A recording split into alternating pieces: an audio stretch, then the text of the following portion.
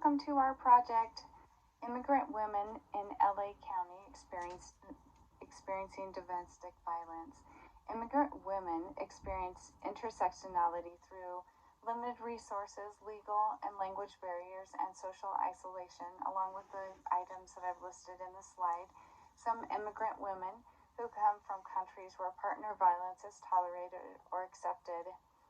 Many immigrant women who attempt to flee the abuser do not have access to shelters that speak their language, and they also are in need of financial support. Advocates report that 78% of immigrant survivors express fear about contacting the police due to their undocumented status.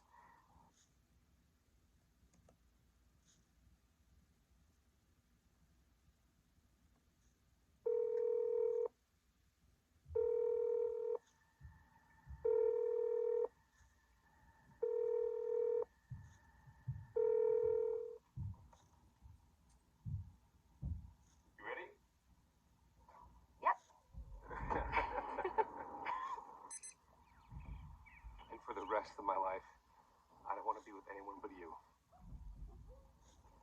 What are you doing? Until death do you part. I do. Well, maybe I wouldn't have to worry about other guys looking at you if you didn't dress like a whore. I just don't know what I would do if you were with anyone but me. Where you been? When I'm talking to you, you hear me? Look, I didn't want to do that. You just don't listen. Who's that? Hey! You sure you're okay? I'm fine. Who's gonna take you in but me? You will never see your son again.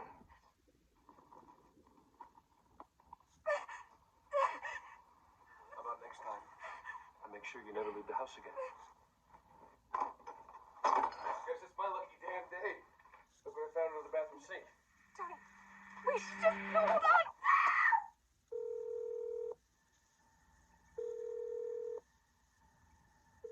YWCA hotline. How can I help you? Every day, 24,000 women are abused by someone they love. Just one phone call can help put a stop to it.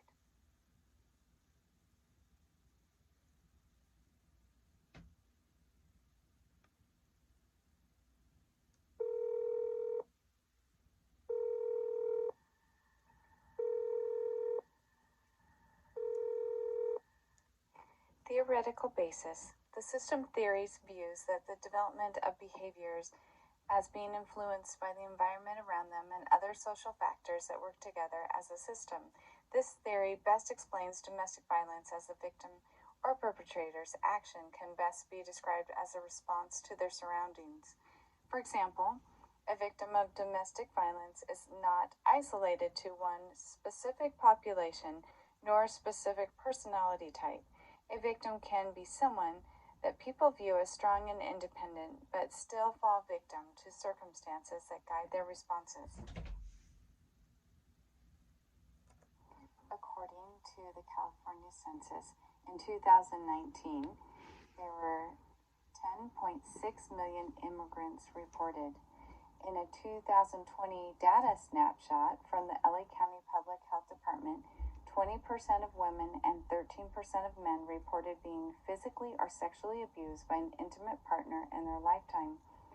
There were 9,507 calls made to LA County Domestic Violence Council Hotline in 2020, which is a 43% rise from the 5,401 calls received in 2019. Among these callers, the common denominator is that almost all were undocumented immigrants who were also victims of domestic violence. It was during our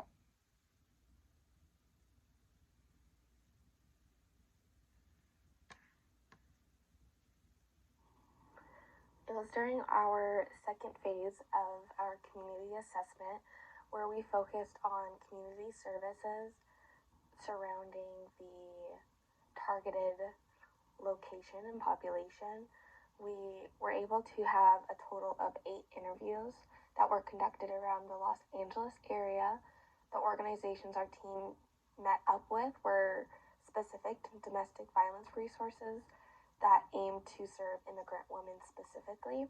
A list of those organizations include Los Angeles County 24-Hour Crisis Line, Project Sister Family Services, 1736 Family Crisis Center, the Genesee Center, Skagit Domestic Violence, Sexual Assault Services, Center for the Pacific Asian Family, Los Angeles Center for Alcohol and Drug Abuse, and Peace Over Violences.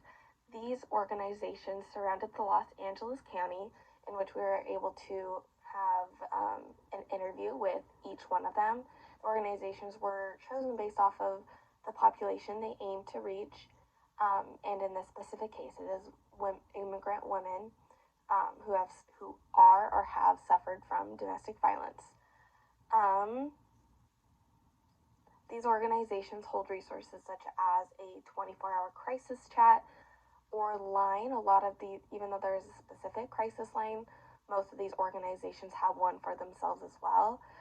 Financial services, advocacy services, shelters, mental health, legal services, and language resources. We picked a total of 5 to indulge in further, starting with the Genesee Center. The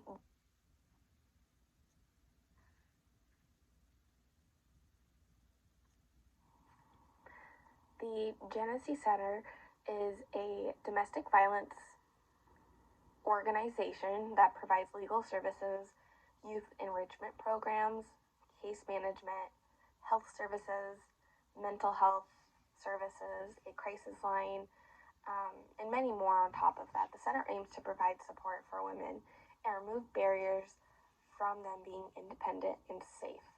This is very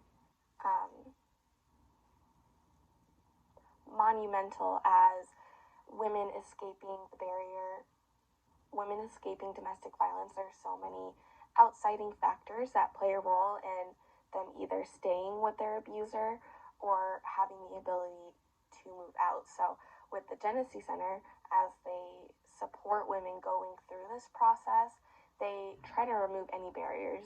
For example, with immigrant women, language is a large barrier. There is being able to find work, having a driver's license, just anything that's keeping them from being independent and overall free from their abuser.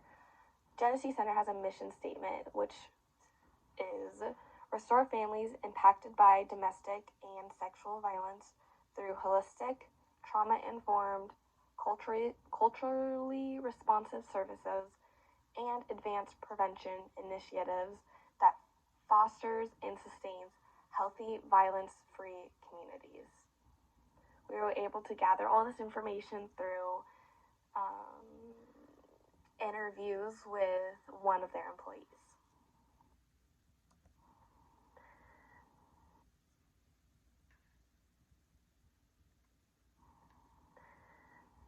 The second interview that was conducted was with 1736 Family Crisis Center. This center has a unique background in which it was first developed and started as an organization for runaway youth and has since then been developed into covering many more populations that might be struggling in or in need of help, including domestic violence. So besides just domestic violence victims, they also cater to sex trafficking victims, homelessness, and even veterans. So pretty much anyone who is a survivor or is still in a crisis situation, they will have resources for. For their specific domestic violence resources, they have a hotline, confidential shelter, therapy, case management, employment services, legal assistance, mental health care, a police mental health collaboration program, and educational programs. Through these educational programs, they teach self-confidence and life skill tools, which,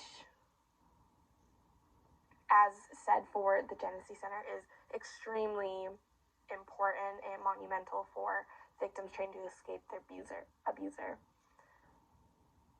This organization has since then served roughly around 6,000 individuals directly through residential and non-residential programs and 20,000 through educational and street outreach.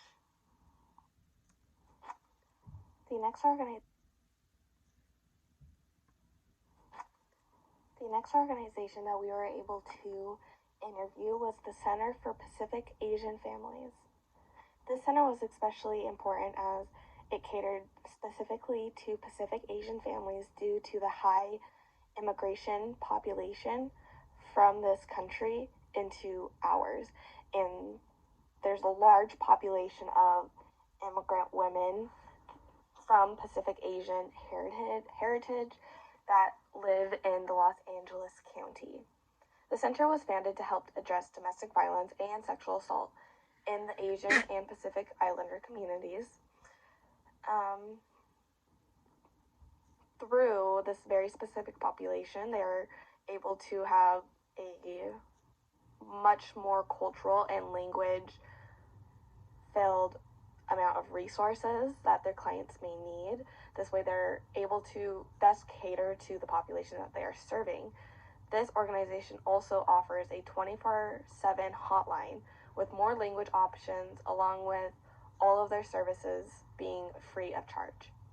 Their mission statement is to build healthy and safe communities by addressing the root causes and consequences of family violence and violence against women.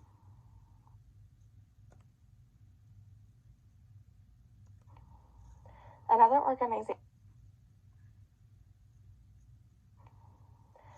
organization that we were able to interview was the Peace Over Violence organization. This organization is a nonprofit that started and is currently ran by women, working towards innovating domestic violence prevention and intervention centers.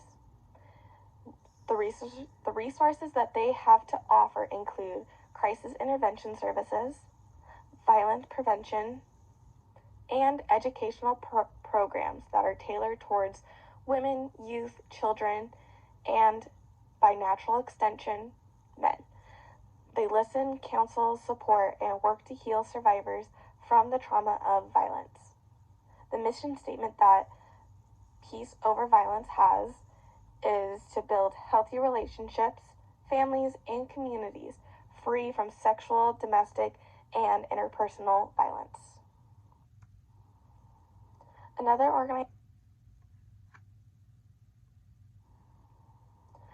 organization that we were able to interview, and is our last organization that we decided to base our research off of, is the Los Angeles Domestic Violence Hotline. This organization is a 24/7 crisis hotline, specifically for women suffering from domestic violence. Not only do they provide immediate comfort for victims, but they also offer resources that very specifically cater to the client's needs. This hotline has multiple different languages available to remove any language barriers. As for immigrant women, this is a very popular and constant barrier that keeps them from receiving services. The hotline aims to house their clients in the appropriate shelters, all while getting clients connected with the resources they need. So, besides just the initial conversation that they have with their clients, they stay with them to provide any immediate resources that may be feasible for their situation. The given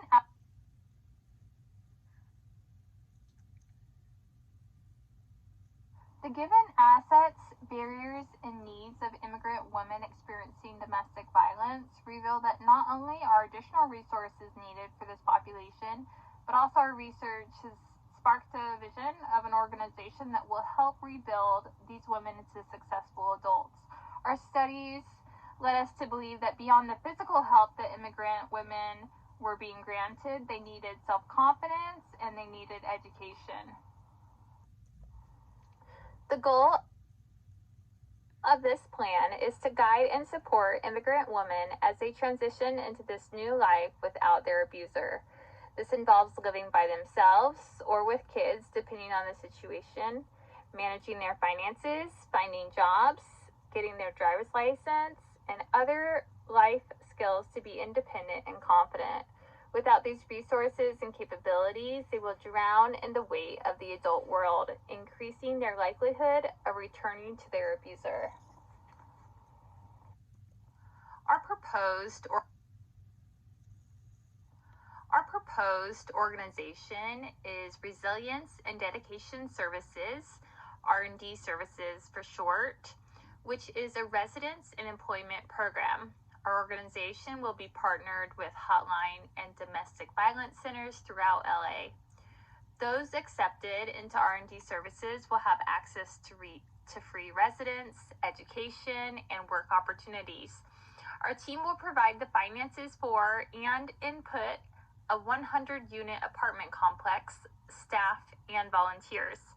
The apartment complex will have multiple classrooms for our educational programs and several large community rooms for childcare.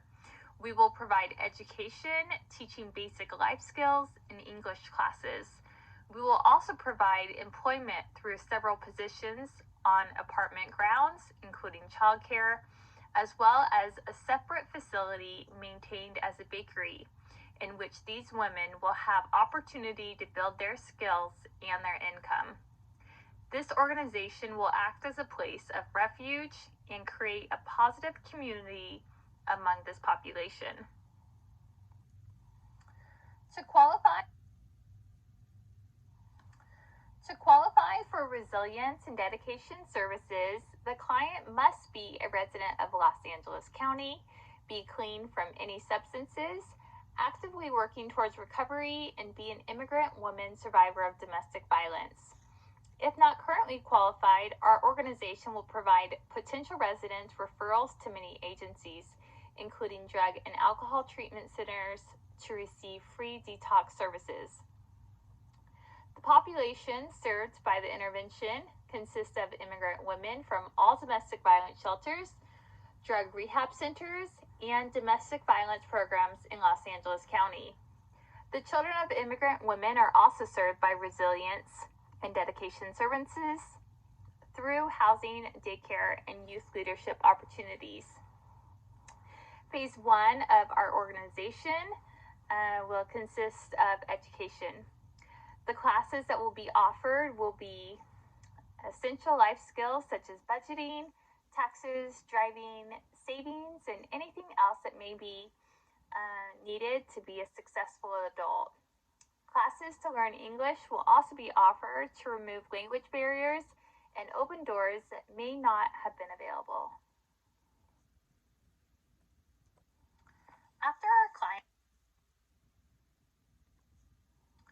After our clients complete their necessary classes, we expect the outcome to be that they graduate to the next phase, which will be that they are required to obtain a job either through available jobs in our organization or elsewhere.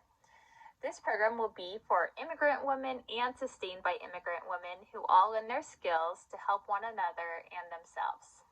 If a woman in our program has children, they will be watched during her time at work with no charge. The group of children needing childcare because their mom is at work results in an opportunity for employment. Also, teachers and mentors are needed to facilitate the education classes of Phase 1. Immigrant women can fill those roles. If gardening needs to be done around the apartment, that's also a job. Our organization will offer paid positions for childcare, teachers and mentors for the classes, general assistance around the complex, or a position at our bakery, named Freedom Bakery. This bakery is specifically designed to be run by domestic violence survivors to learn how to budget paychecks, create a consistent work schedule and good work habits, and add to their resumes for when they graduate from our program. The purpose of this bakery and all these different job opportunities is to guide our clients through obtaining, keeping, and growing in a job, along with receiving consistent pay to begin saving up to one day move out of R&D services. Each client's progress is closely monitored to ensure that they are actively benefiting from our services and progressing in a timely manner. The final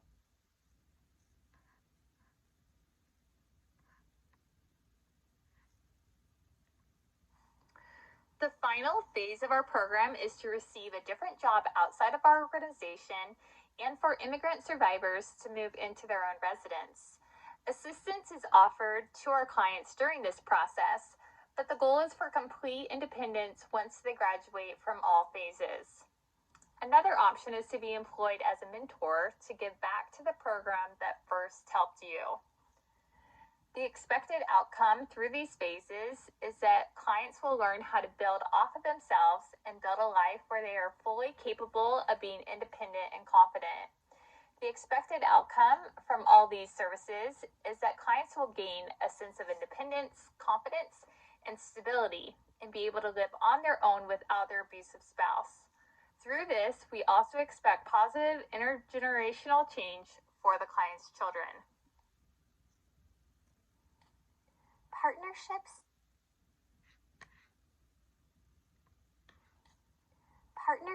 and funding. The Partnerships of Resilience and Dedication Services consists of drug rehabilitation, mental health, and domestic violence centers. Profound Drug Treatment Rehabilitation Center offers scholarships to immigrant women of domestic violence. We partner with several domestic violence shelters such as the 1736 Family Crisis Center, Genesee Center, and the Center for Pacific Asian Families. We also partner with mental health services such as Haven Hills, Gateway Hospital, and Los Angeles County Mental Health Department. Employment is offered through our organization, the Freedom Bakery, our daycare, and our mentorship program once the survivors have graduated from their life skills classes. We also partner with all the crisis hotlines in Los Angeles County, especially the LA County Crisis Hotline. We offer our agency as a resource for job training and employment to all domestic hotlines. The Center for Pacific Asian Family partners with us and offers help with over 12 different Pacific Island language assistant classes and English classes. We also partner with their Domestic Violence and Sexual Assault Advocacy Training Program. The majority of our funding comes from government grants and celebrity endorsements. We hold 2 celebrity-endorsed events yearly to fundraise and campaign for immigrant women experiencing domestic violence. Last year, the Oscars funded our charity event, donating $2 million to our cause.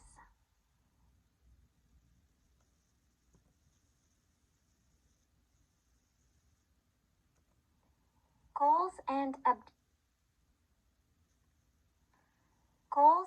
objectives.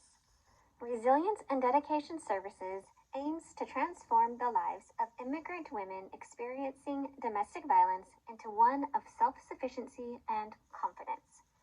This is done by increasing their network of support to help them accomplish their goals of being self-reliant, independent, and self-sustaining through education and employment opportunities while reducing domestic violence in the home.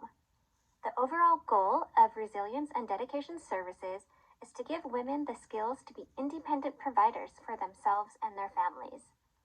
The goal is accomplished when the survivor moves out of the Resilience and Dedication Services apartments and acquires sufficient housing and employment to support herself and her children.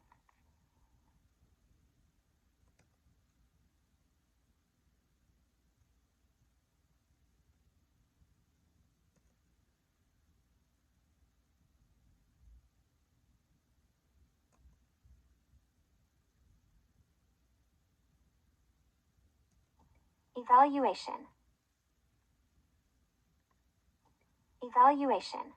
The agency's executive director will assign the responsibility of monitoring the implementation of Resilience and Dedication Services to the project coordinator.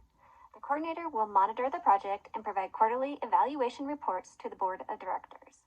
She will use the agency's goals and objectives and activities to ensure that all tasks and activities are carried out on time at an exceptional level of competence and quality.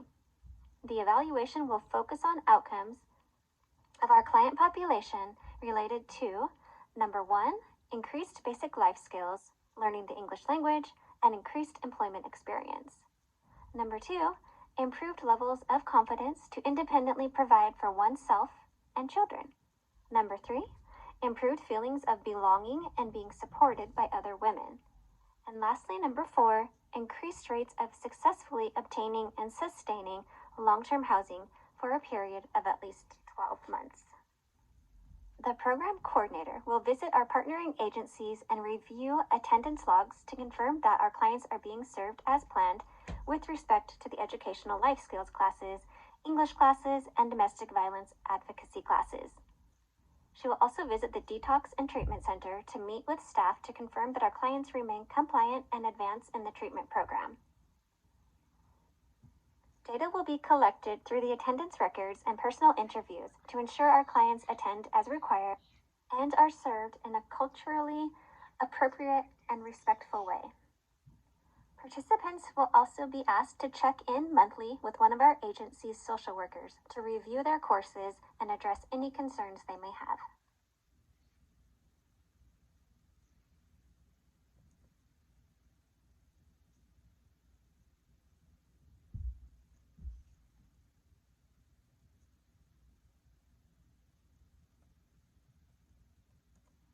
We will know our goal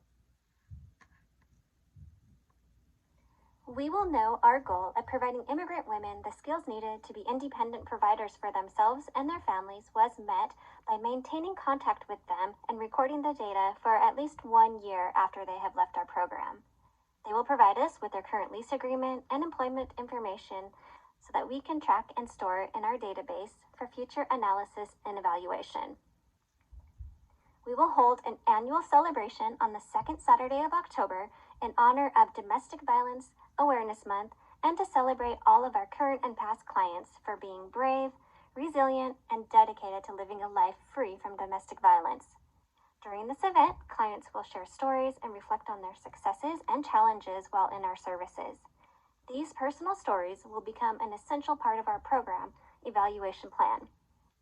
Based on our clients' experiences within our organization, we will modify and adjust our activities and continually work to improve outcomes in order to meet the unique needs of our clients.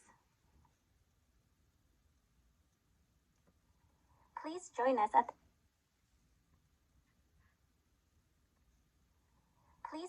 at the Freedom Bakery. Enjoy delicious baked goods while supporting brave women who are dedicated to living their lives free from domestic violence. Thank you for watching our presentation.